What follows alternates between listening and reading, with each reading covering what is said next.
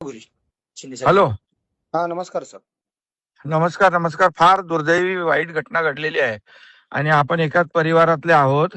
मी कालपासून परवापासून SP police या सगळ्यांच्या संपर्कात आहे. त्या हराम्याला जिवंत राहायचा अधिकार नाही आणि झालेली घटना तर अतिशय दुर्दैवी आहे आणि त्याला फासावर लटकवल्याशिवाय आम्ही लोक तरी स्वस्थ बसणार नाही, एवढं फक्त विश्वास तुम्हाला देतो मी.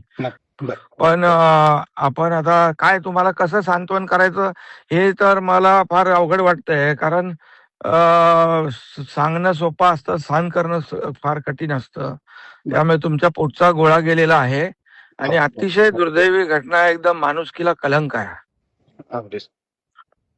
आम्ही अगदी अगदी तुमच्या सोबत आहोत. तुमच्या भावना आम्हाला कळताय. तुमच्या एवढा डोंगरा एवढा दुःख जे आहे तुमचं आहे, मोठं दुःख आहे, ते न सहन करण्या पलीकडचं आहे.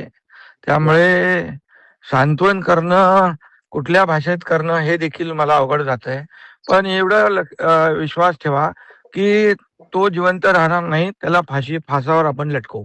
सर माझं एक म्हणणं होतं, जसं योगी सरकार जसं जे निर्णय घेतात तसं आपल्या महाराष्ट्रात सुद्धा आपल्या सरकारने असे निर्णय घ्यावेत आणि बरोबर. सर. कारण हो माझ्या मुलीचा मृतदेह मी जे बघितलाय ना सर, हो वाईट अवस्था झाली आहे. त्या माणसाचाही त्याचे तुकडे तुकडे केले पाहिजे सर. त्याला नाही, खरंय.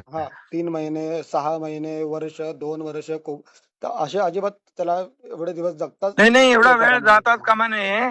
एवढा वेळ जाणारच नाही, तुम्हाला सांगतो मी. एवढा वेळ जाणार नाही.